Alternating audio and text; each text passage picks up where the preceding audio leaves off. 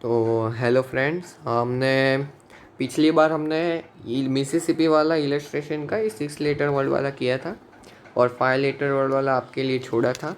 अब आज हम कॉमन कॉमन का 6 लेटर वर्ड वाला करेंगे। 5 लेटर वर्ड खुद से करना और बन सके तो 4 लेटर वर्ड वाला भी कर देना।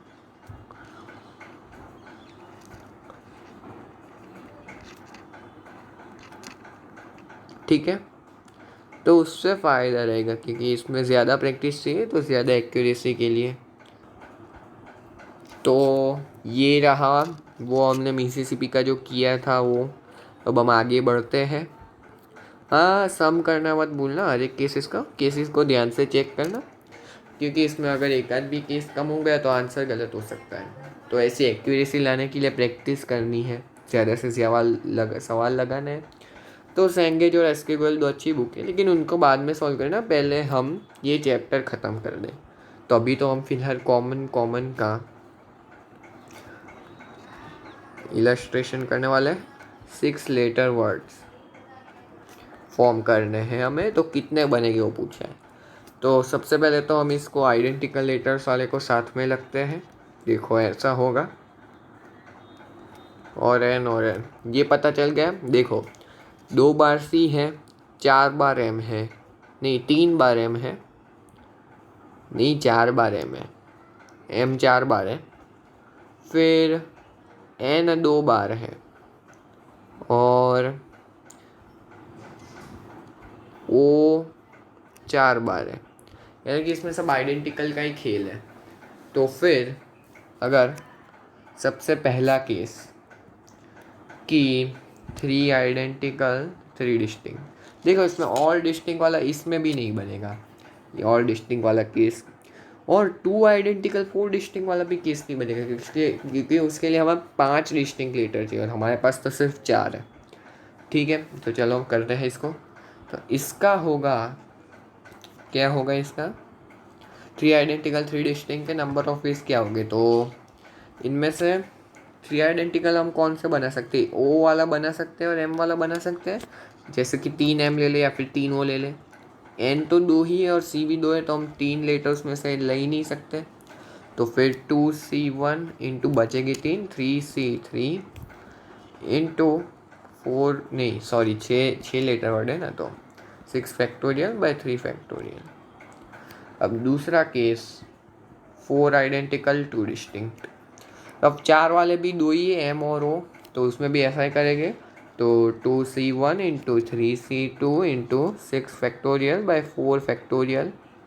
ठीक है, अगर हम तीसरा केस की बात करें तो 2 आइडेंटिकल मतलब 2 आइडेंटिकल लेटर की 3 पेयर, अलग अलग लेटर्स हो गए, लेकिन एक एक लेटर के एक पेयर, 2 आइडेंटिकल लेटर। यानी कि जैसे कि 2C 2 O और 2M, तो CCOOMM वो एक वर्ड होगा।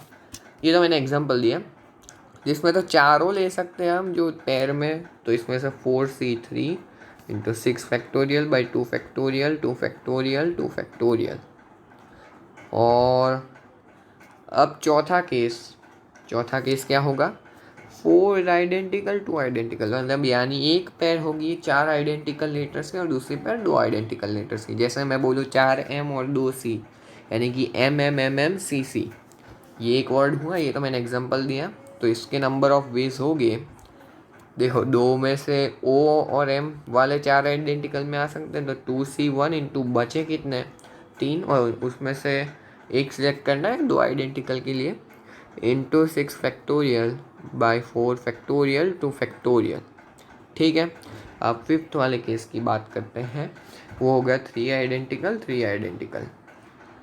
तो इसमें भी M और O ही आ पाएंगे, क्योंकि N और C के लिए तो सिर्फ 2 ही लेटर हैं।